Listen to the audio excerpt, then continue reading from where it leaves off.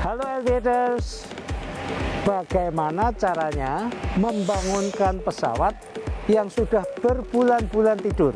Ibaratnya membangunkan Sleeping Beauty. Hah? Dicium, Pak? Kamu itu coba aja itu cium moncong pesawat, nanti jadinya seperti apa? Penasaran? Yuk ikut saya.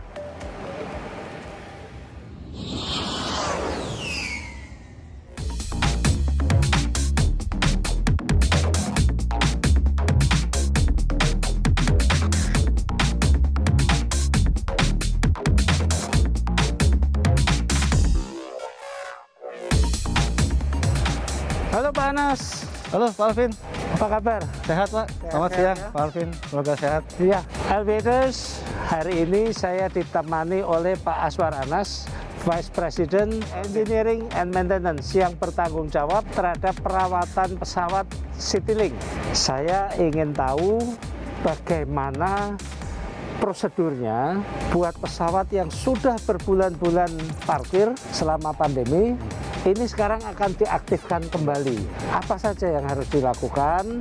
Jadi begini Pak Alvin, untuk setiap pesawat yang mengalami proses parkir lama dan kita storage parking atau prolong ini, untuk menghidupkan kembali, mengembalikan kondisi ke dalam airworthy kembali, ada namanya RTOP, Return to Service for Operation Procedure. Jadi pada pesawat tersebut semua sistemnya akan kita lakukan pengecekan, baik itu dari hidrolik, pneumatik, pembangkit daya atau power plant, avionics, pokoknya nose to tail kita periksa semua dan kita cek semuanya dan kita lakukan operational check, functional check sampai setelah semuanya selesai, baru kita nyatakan pesawat itu return to service for operation. Begitu Pak Alvin secara garis besar. Jadi banyak yang harus diperiksa bahkan sebelum menghidupkan mesinnya ya? Betul Pak, betul. Nggak seperti di rumah kita kalau mobil parkir lama pokoknya dihidupin, panasin, nggak begitu? Nggak begitu Pak, kalau di pesawat prosesnya panjang dan task card-nya, job card-nya banyak Pak. Makanya biasanya untuk RTOP prosedur itu kita bisa memakan waktu beberapa hari Pak. Karena untuk memastikan semuanya A to Z-nya selesai semua dan airworthy Pak. Jadi ada sistem hidrolis, Hidrolik Pak. sistem perkabelan, Ya, wiring, pneumatik itu, angin pressurized air Pak. kemudian Power plant, power plant untuk ini ya, engine, pembangkit dayanya. dan juga mechanical part itu Pak ya? Betul Pak, avioniknya di computer compartment, terus di cockpit, cabinnya, emergency equipment-nya juga dipastikan semuanya dalam kondisi airworthy Pak. Airworthy itu adalah laik udara. Ya betul Pak, Terbang. laik udara Pak. Jadi tidak sesederhana seperti mobil di rumah, parkir lama kita hidupin gitu aja Pak? Ya betul sekali Pak. Jadi proses return to service for operation procedure ini atau biasa kita sebut RTOP ini sangat banyak yang harus dikerjakan Pak. Task-card-nya itu mencakup semua sistem pesawat, semua sistem yang ada di pesawat. Sampai berapa lama Pak prosesnya itu? Biasanya itu akan makan waktu sampai dengan beberapa hari Pak. Paling cepat 3 hari, paling lama bisa 5 hari Pak. Dan dikerjakan berapa orang? Dikerjakan biasanya 1 hari dan 3 shift Pak. Biasanya ya sekitar 6 sampai 12 kru Pak yang mengerjakannya. Karena dari pneumatik, hidrolik sistemnya, landing gear, semuanya Pak kita periksa, engine semua kita periksa. Dan semuanya harus pas. Semuanya harus sesuai dengan parameter yang ada di manual Pak. Ini kita sudah sampai di bagian ban. Siapa?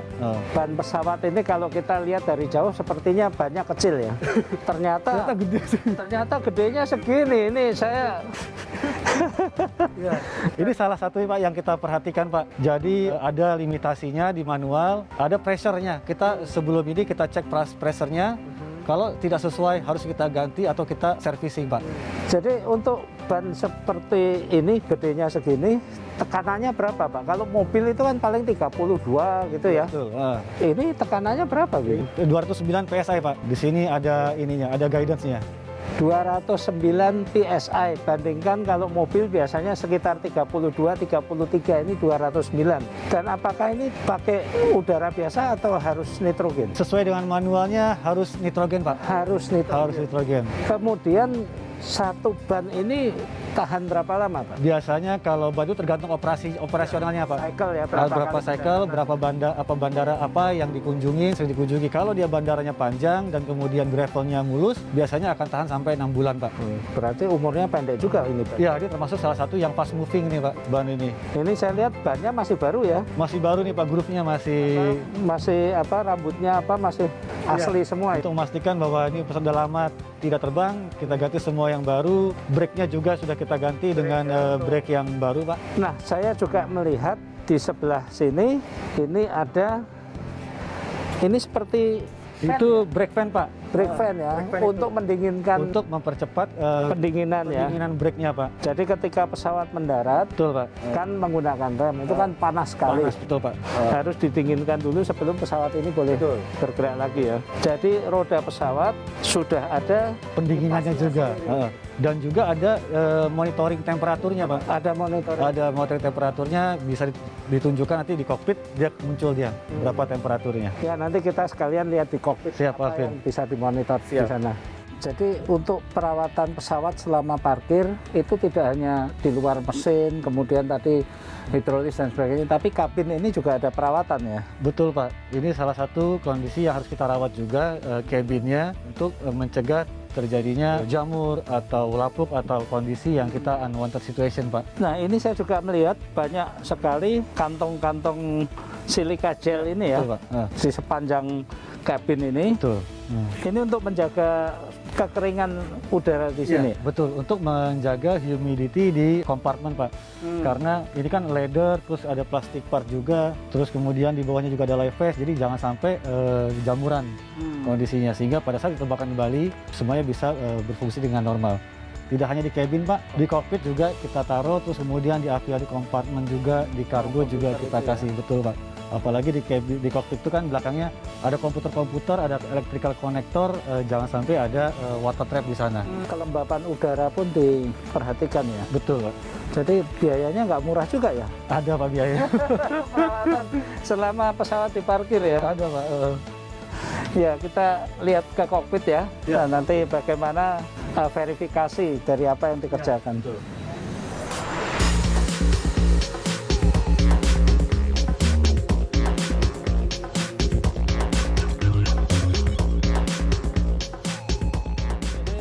Pak Anas, tadi kita udah lihat yang di luar. Siap Alvin. Apa yang dikerjakan di luar, verifikasinya ada di instrumen-instrumen di kokpit ini. Misalnya tadi kita melihat ban, ya ada ban, kemudian rem dan sebagainya, itu kelihatan ya di sini ya. Ya, untuk melihat parameter-parameter yang sudah kita kerjakan atau sedang kita kerjakan, semuanya ada di panel di sini Pak. Seperti tadi kita lihat di bawah, kita lihat ke ban, area ban, ada namanya brake fan dan kemudian ada brake time monitoring unit. Nah di sini Pak, jadi kelihatan sensornya ada berapa degrees brake-nya untuk masing-masing brake. Terus kemudian ada posisi landing gear door atau landing gear-nya Pak. Dan semua dilakukan verifikasi di dalam kokpit sendiri Pak. Dan ini juga ada untuk pressure ya, untuk tekanan pada rem itu ya, supaya remnya seimbang, Betul Pak. nggak pincang gitu ya. Jadi di sini ada brake accumulator yang kita monitor seberapa besar pressure-nya Pak. Kemudian juga sistem kelistrikan dicek di sini juga ya. Semuanya Pak, sistem kelistrikan. Di sini panel hidrolik Pak, di sini panel hidrolik, di sini panel electrical Pak. Jadi bagusnya Airbus ini sudah dikotak-kotakan panelnya. Ada ini panel engine, panel hidrolik, di sini untuk electrical, dan di sini untuk bleeding system Pak. Jadi semuanya terorganisasi, ini area untuk autopilot, betul Pak.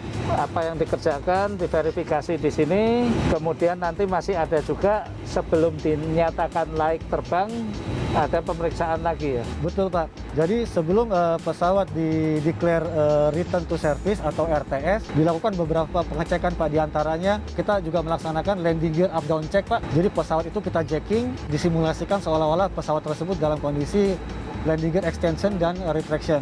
Jadi pesawat itu dalam kondisi disangga gitu. Betul Pak. Kemudian rodanya dinaik turunkan. Betul Pak. Dan diukur dia berapa lama dia retractionnya dan berapa lama extensionnya Pak. Kemudian mesinnya juga diuji.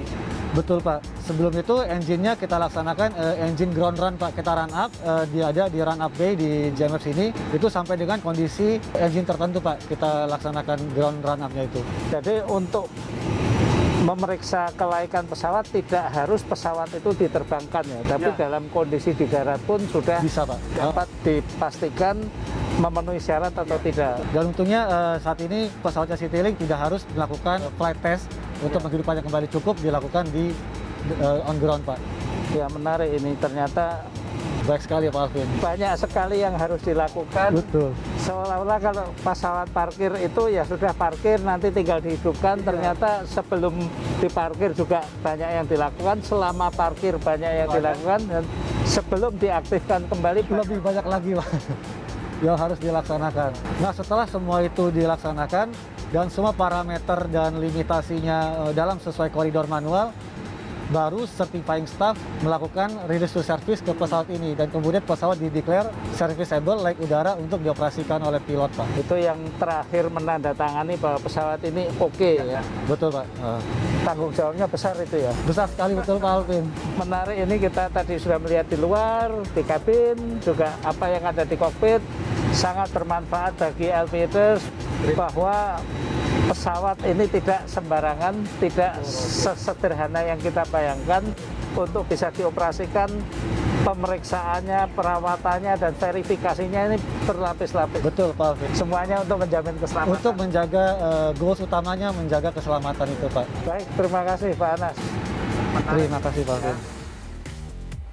Nah, aviators dan Citylinkers, tadi kita sudah melihat bagaimana perawatan pesawat selama diparkir dan bagaimana prosedur menghidupkan kembali pesawat tersebut. Semuanya diperiksa, mulai dari sistem kelistrikan, sistem hidrolis, sistem tekanan udara, bahkan untuk hal-hal yang kecil seperti kondisi ban, rem, kondisi di dalam kabin agar tidak lembab, tidak lapuk, semuanya diperiksa, semuanya diverifikasi, dan akhirnya baru disertifikasi bahwa pesawat tersebut layak terbang, memenuhi syarat keselamatan penerbangan. Demikian Aviators dan Citylinkers, semoga bermanfaat. Alvin Lee, Aviation, Azwar Anas, Citylinkers. happy landing!